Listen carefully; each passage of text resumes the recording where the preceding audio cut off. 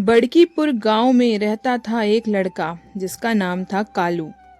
रंग से सांवला, कद में दुबला, मगर दिल से बिल्कुल सोना जैसा था।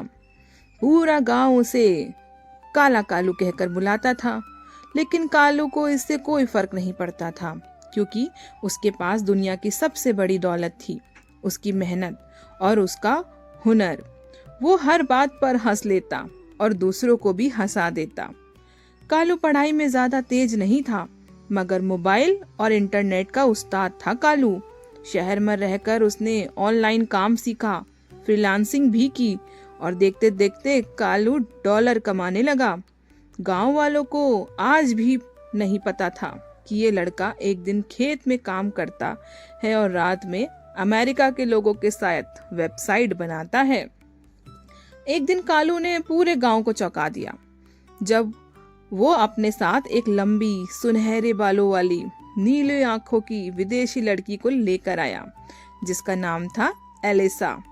गांव की गली में जैसे ही दोनों दाखिल हुए, लोग ऐसे देखने लगे जैसे कोई फिल्म की शूटिंग चल रही है।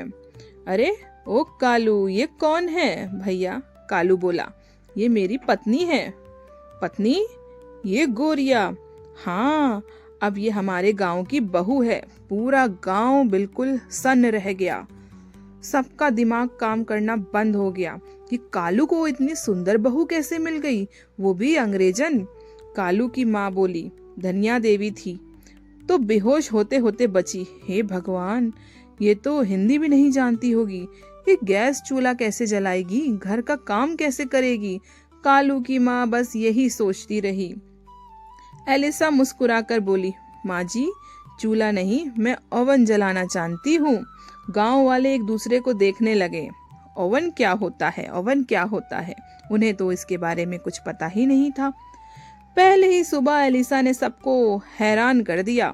वो साड़ी पहनकर बाहर निकली, मगर साड़ी उल्टी पहन ली थी, पल्लू पीछे और प्लीट कंधे पर। बच्चे ठहाके मारने लगे, अरे ये कैसी साड़ी पहनी है? अरे बहू, साड़ी ऐसे नहीं पहनते, पड़ोस की चाची बोली। एलिसा बोली, ओह सॉरी, ये मुझे यूट्यूब पर ठीक से नहीं समझ आया। कालू हंसते हंसते दोहरा गया। गांव की पहली रसोई का दिन आया। एलिसा को चूल्हे के सामने बैठाया गया। उसने माचिस को उल्टा पकड़ लिया और गैस वाले स्टोव पर चूल्हा ढूंढने लगी। अरे बहू, ये लकड़ी का चूल्हा है। ओह, तो ये लकड़ी बारबेक्यू है स्टाइल का चूल्हा है। सब लोग हंस पड़े। एलिसा ने दाल में नमक की जगह चीनी डाल दी। सबको लगा आज खाना गया, मगर मजे की बात ये थी, दाल इतनी टेस्टी बनी कि सब लोग उंगलियां चाटने लगे। लगता है विदेशी टच से स्वाद भी बदल जाता है, दादाजी बोले। धीरे धीरे एलिसा गांव की जान बन गई। वो अंग्रेजी सिखाने लगी, बच्चे गुड मॉर्निंग बोलने लगे और बदले में एलिसा ने राम राम कहना सीख लिया। एक दिन गांव में मेला लगा। एलिसा ने पहली बार झूला देखा। झूले पर बैठते ही वो बोली, oh my God, oh my God, और चिल्लाने लगी। कालू बोला, डरो मत एलिसा, ये तो देसी रोलर कोस्टर है। गांव के लड़के जलने लगे थे कालू से।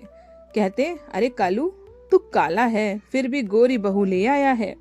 कालू मुस्कुराकर बोला, रंग से नहीं, दिल से प्यार होता है मेरे दोस्त। एक बार एलिसा ने गांव में योगा क्लास शुरू कर दी। लोग उल्टा सीधा बैठकर सांस लेने लगे। दादी बोली, अरे बहू, इससे तो गैस निकल जाएगी। एलिसा खुश होकर बोली, ये gas release is very important, yes.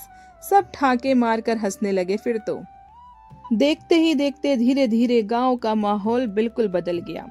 लोग अब रंग पर नहीं, इंसानियत पर बात करने लगे। एलिसा खेतों में जाती, कालू के साथ काम भी करती और शाम को दोनों छत पर बैठकर चाय पीते। एक दिन कालू बोला, एलिसा, तुम्हें ये सब अजीब नहीं लगता? तब एलिसा मुस्कुराकर बोली, अजीब नहीं, ये तो मेरी नई दुनिया है। गांव वाले ने भी मान लिया कि ये विदेशी बहू अब उनकी अपनी है। धनिया देवी गर्व से कहती, मेरी बहू तो 7 समुंदर पार से आई है। और इस तरह बड़कीपुर में एक काले लड़के और उसकी गोरी बहू की जोड़ी ने ये सिखा दिया कि प्यार की कोई भाषा नहीं होती, कोई रंग भी नहीं होता, कोई सरहद नहीं होती, बस दिल होना चाहिए और थोड़ा सा हुनर होना चाहिए। अगर आपको हमारी ये कहानी अच्छी लगे तो वीडियो को लाइक ज़रूर करिए और चैनल को सब्सक्राइब करो।